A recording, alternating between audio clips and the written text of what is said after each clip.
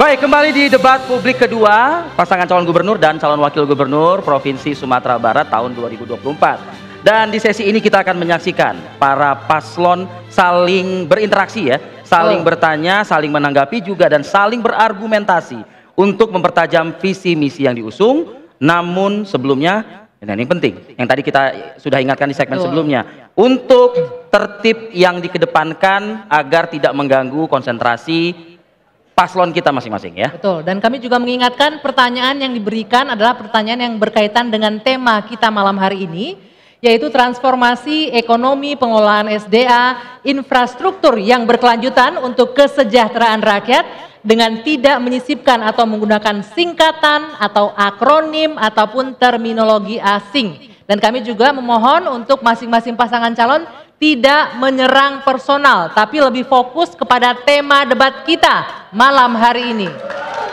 Baik, selanjutnya kami akan mempersilakan paslon nomor urut 2 terlebih dahulu untuk bertanya ke paslon nomor urut 1. Waktu bertanyanya 30 detik saja. Temanya silakan Anda pilih Bapak-bapak mengenai tema kita malam hari ini. Ada subtema yang pertama tadi pembangunan ekonomi, kemudian pemberdayaan UMKM, koperasi dan ekonomi digital, pemerataan pembangunan, infrastruktur yang berkelanjutan, mitigasi bencana, pengelolaan lingkungan hidup dan SDA yang inklusif. Silakan dipilih dari subtema itu. Infrastruktur. Silakan berikan pertanyaan 30 detik, waktunya dimulai dari Anda berbicara. Pak Mayadi, Bapak sebagai gubernur, tahukah Bapak Perpres tentang perubahan Undang-Undang Jalan 37 menjadi Undang-Undang Nomor 2 tahun 2022? Apa isi Perpres tersebut? Apa isi undang-undang tersebut? Apa yang membedakan undang-undang itu? Dan apa bunyi kepedulian Pak Presiden kita dalam rangka Perpres yang dikucurkan 500 triliun dan Sumatera Barat dapatnya berapa? Tolong jelaskan Pak. Masih ada? Kalau seandainya Bapak cukup. Cukup, baik. Cukup waktunya, silakan dijawab paslon nomor urut 1. Waktu menjawab 1,5 menit dimulai ketika Anda berbicara. Ya, terima kasih. Jadi peraturan presiden tersebut adalah berkaitan dengan alokasi anggaran yang dialokasikan untuk provinsi-provinsi di Indonesia. Dan alhamdulillah kita di Sumatera Barat itu mendapatkan pada tahun 2004 ini 500 miliar lebih kurang. Alhamdulillah. Maka itu makanya berapa kegiatan-kegiatan bisa kita lakukan, termasuk ya kegiatan pembenahan berapa infrastruktur kita, sehingga capaian kemantapan jalan kita di Sumatera adalah 79%.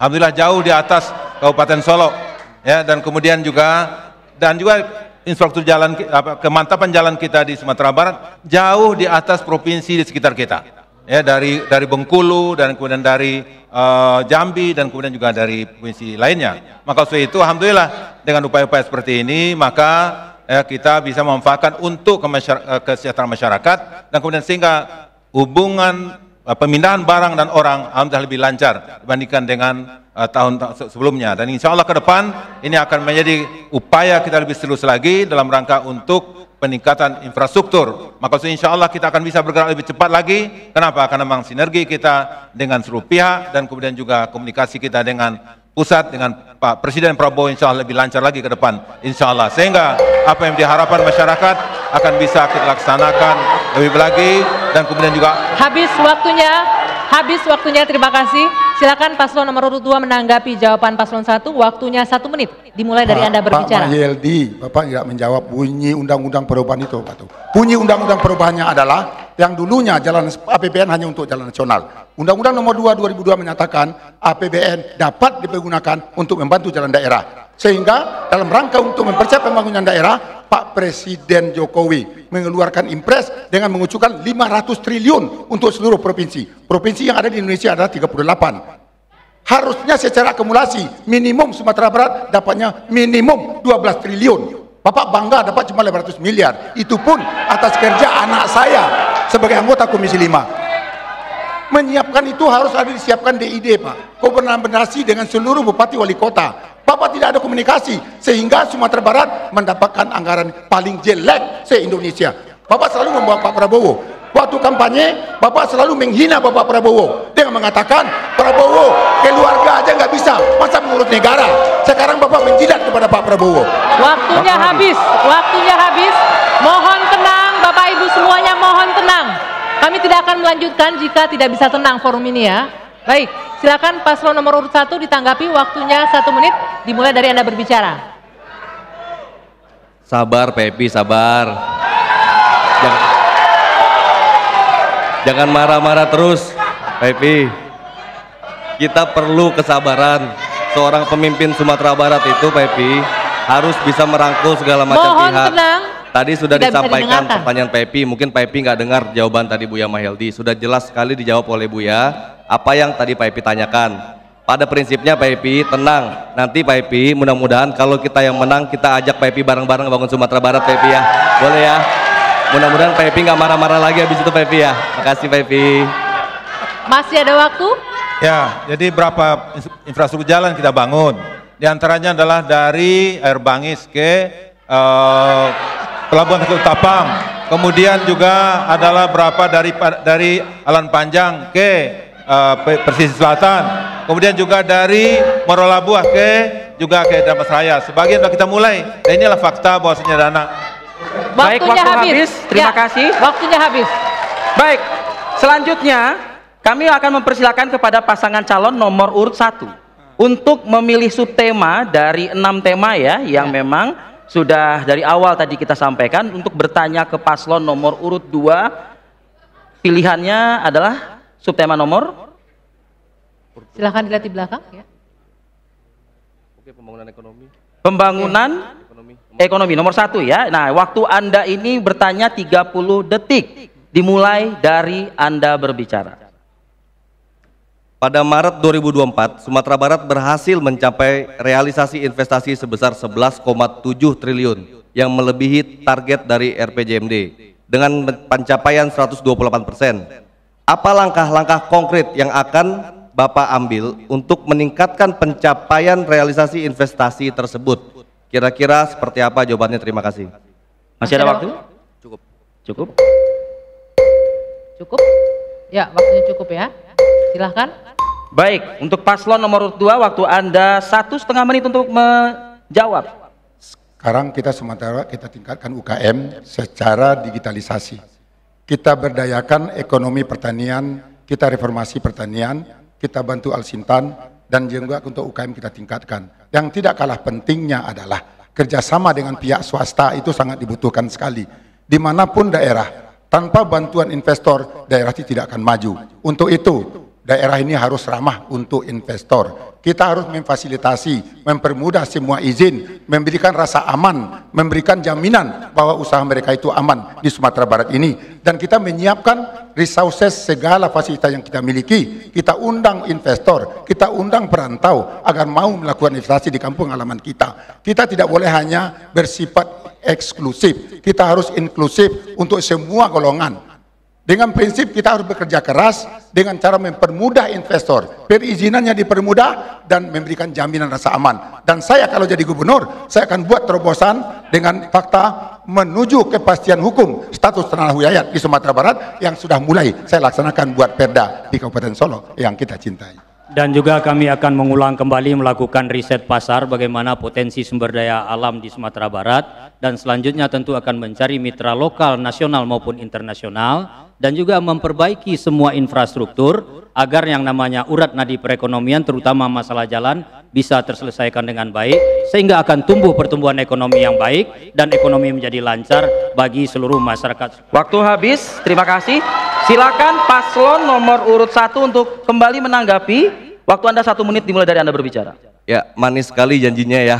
Alhamdulillah, dijanjiin lagi, alhamdulillah. Tapi gini loh Pak Epi, untuk skop yang lebih kecil aja, sebelumnya di Kabupaten Solo aja, Pak Epi justru malah bikin anjlok investasi Pak. Kalau data yang saya dapat Pak, pertama-tama 124 M pada 2021 Pak. Lalu 2022 turun lagi Pak menjadi 87,6 M.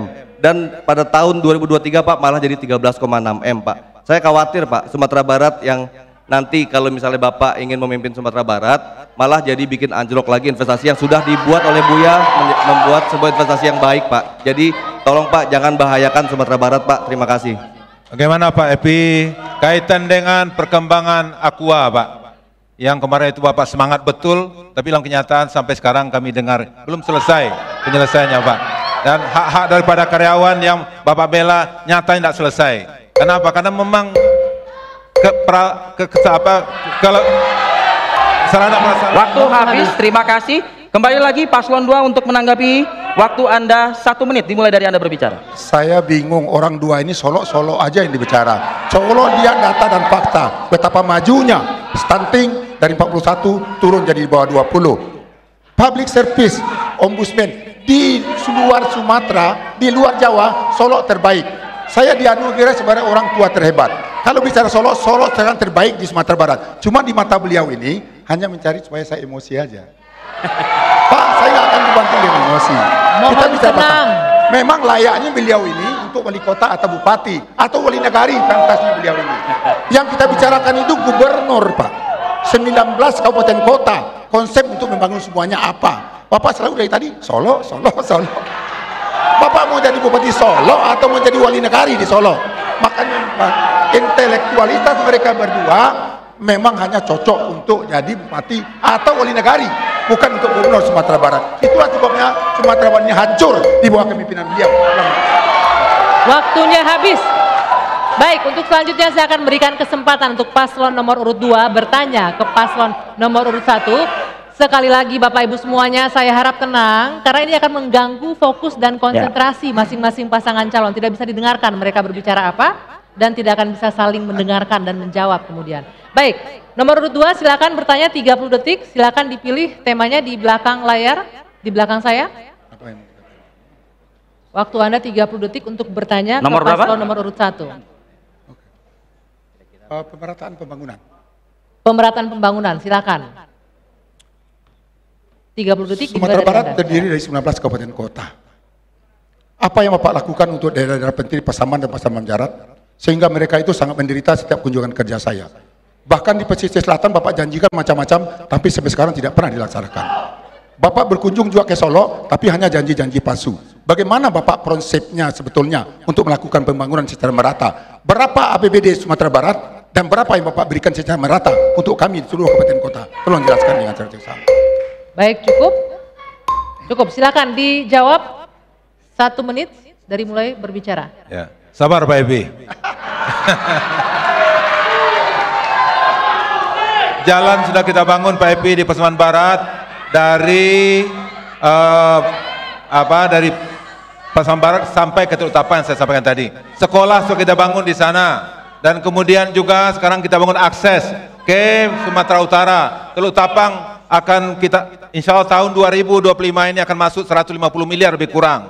Insya Allah sekarang kita turunkan 150 hektar tani pelabuhan Teluk Tapang. Insya Allah juga demikian juga pesisir selatan. Pertama sekali awal-awal saya menjadi gubernur, maka tapan banjir, maka alhamdulillah selesai sekarang Pak Epi. Silakan tanyakan masyarakat Tapang itu. Demikian juga ketika Solo, ya ketika Pak Epi tidak bisa membantu masyarakat yang kena bencana yang ada di Kabupaten Solo, berapa daerah-daerah kecil, maka kami yang datang ke sana untuk membantu jembatan. Maka oleh itu saya kira Pak Epi sabar dalam menanggapi ini dan kemudian mari kita lihat apa yang kita lakukan di daerah. Jangan hanya melihat pada satu sisi, tapi lihatlah. Ya, waktunya habis. Silakan. Mohon tenang Bapak Ibu semuanya. Saya minta tolong ya, bisa ya? Bisa nggak? Bisa? Bisa ya, silakan. Ditanggapi Bapak, 1 menit waktunya.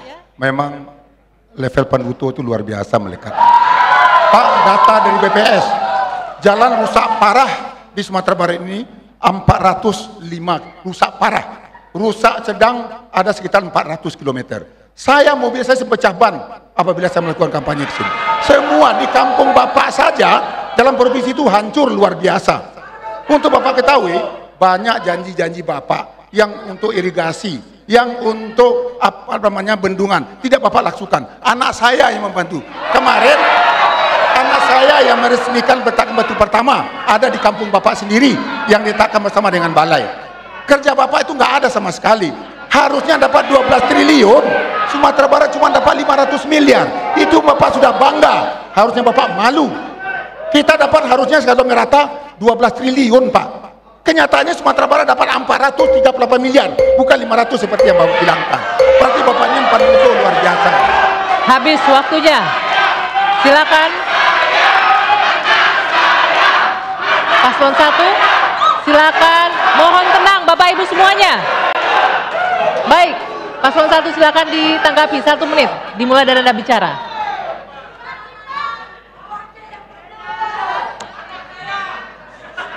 Tenang, mohon tenang. Tidak akan mulai dijawab sepertinya kalau tidak tenang. Baik, silakan. Ya, alhamdulillah ya tadi Pak Epi menunjukkan data, entah dapat dari mana datanya, apa dari googling, apa dari internet, situs-situs yang belum tahu jelas apa tidak. Sampai-sampai saya terkejut, kaget sekali tadi saya Pak Epi. Sampai-sampai mobil ban Pak Epi pecah pun Buya yang salahin. Ini gimana Pak Epi? Kok bisa segitunya? Jangan-jangan nanti ada hal-hal yang lain pula Buya juga yang disalahin. Tapi prinsipnya kita bagaimana bisa membangun Sumatera Barat ini tanpa kebencian Pak Epi. Mohon maaf Pak Epi, kalau kita bisa bersama-sama, insya Allah Sumatera Barat lebih baik lagi. Terima kasih. Masih ada, Dok? Ya, insya Allah kita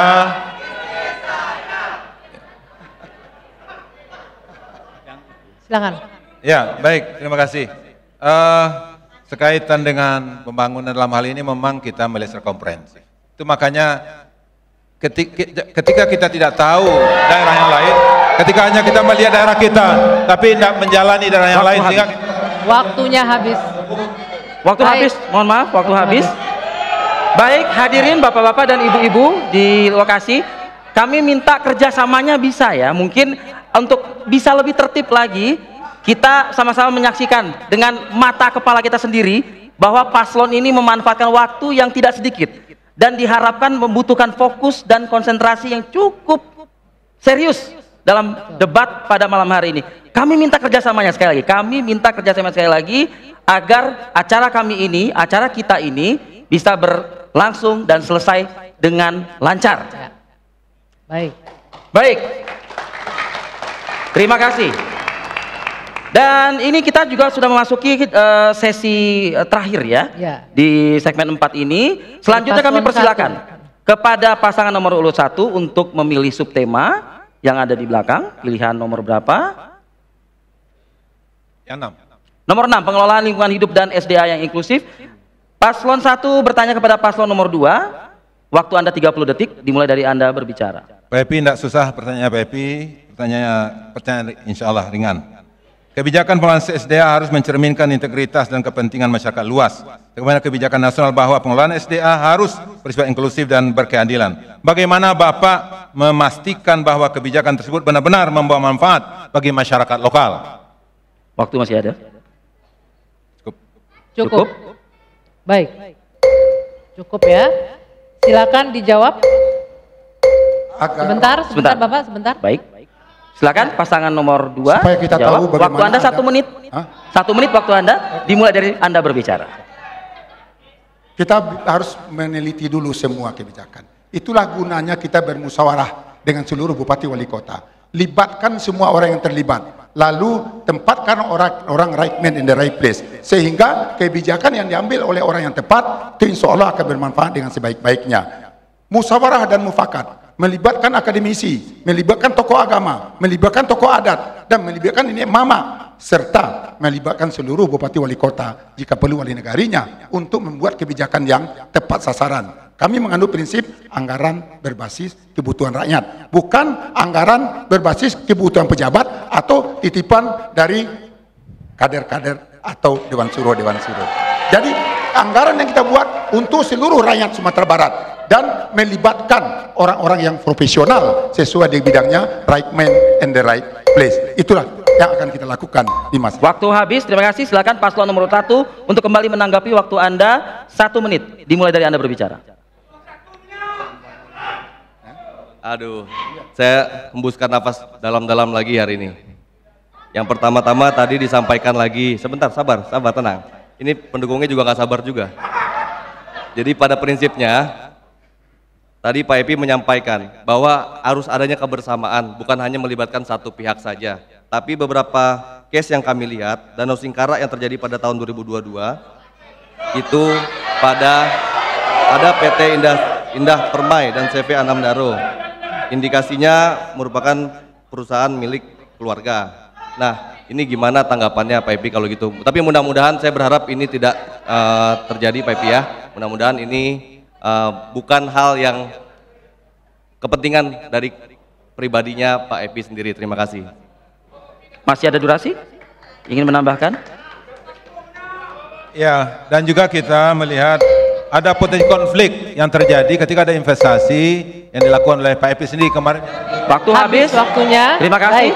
Langsung untuk paslon nomor urut 2 menanggapi kembali. Waktu Anda 1 menit dimulai dari Anda berbicara. Pak, saya pengusaha sukses, Pak. Dan saya tidak pernah melakukan korupsi, Pak. Di bawah pemerintahan saya tidak ada satupun pejabat yang ditangkap. Sebaliknya dengan bapak-bapak intervensi sendiri. Termasuknya juga kandidat lain. Ada nggak kasus korupsi yang menyangkut diri saudara sendiri?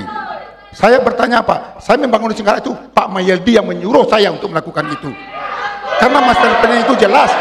Saya pulang kampung hanya ingin membangun kampung halaman saya, bukan untuk cari kekayaan. Lillahi ta'ala, niat saya ikhlas supaya Solo itu dengan moto saya membangkit batang terandam, menjadikan Solo terbaik. Tapi Bapak selalu bicaranya Solo, Solo aja terus. Kenapa skopnya nggak diperluas, Pak? Bapak selalu, kita berbicara gagasan, wawasan di sini, bukan menuduh pribadi-pribadi seperti itu. Bapak memang pemikirannya sungguh pendek ini orang ini. Nggak punya wawasan, nggak punya intelektualitas untuk membangun Sumatera Barat. Jadi bingung kalau berhadapan dengan orang-orang sungguh pendek yang seperti ini. Habis waktunya ya. Baik. Saya berikan kesempatan untuk masing-masing pendukung memberikan tepuk tangan yang meriah masing-masing kepada masing-masing pasangan calon. Sesi tanya jawab ini, sesi saling bertanya, Bapak Ibu semua masih akan kami lanjutkan di segmen berikutnya, Rif, ya. Jadi tetaplah bersama kami di debat publik kedua, calon gubernur dan calon wakil gubernur Provinsi Sumatera Barat 2024.